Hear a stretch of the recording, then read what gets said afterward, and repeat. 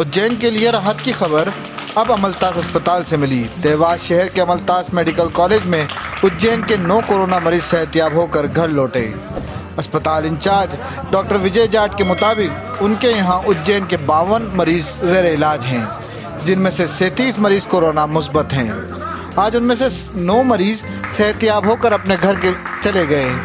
Doctor विजय जाट ने सेहतयाब मरीजों को ज़रूरी हिदायत दी और उनको नेक ख्वाहिशात के साथ विदा किया। अलग-अलग ही रहना। खाना वाना भी अलग। दे सकते हैं।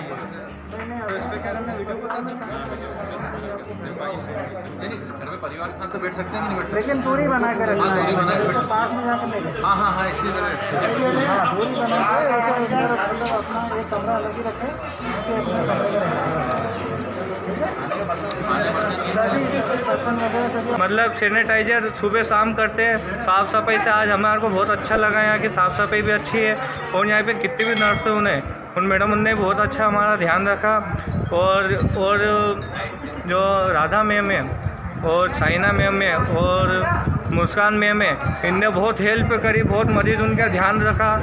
और अमलतास हॉस्पिटल से आज 16 मरीजों को डिस्चार्ज किया गया है, जिसमें देवास जिले के 7 मरीज थे वह इसमें 3 मरीज कोरोना पॉजिटिव थे व 4 मरीज संक्रमित थे जो इलाज के बाद स्वस्थ हो चुके थे।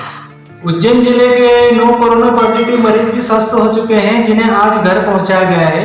उज्जैन जिले के कुल 52 मरीज अभी तक अमलतास हॉस्पिटल में भर्ती हो चुके हैं, जिसमें से 37 मरीज कोरोना पॉजिटिव थे वह 9 मरीजों की छुट्टी होने के बाद शेष 28 कोरोना पॉजिटिव मरीज का अमलतास हॉस्पिटल में इलाज जारी है। वहीं देवास जिले के 40 मरीजों का अमलतास हॉस्पिटल में इलाज जारी है, जिसमें से 30 मरीज कोरोना पॉजिटिव थे वह 3 मरीजों की छुट्टी होने के बाद 27 मरीज कोरोना पॉजिटिव व 6 संक्रमित मरीज अमलतास हॉस्पिटल में भर्ती हैं।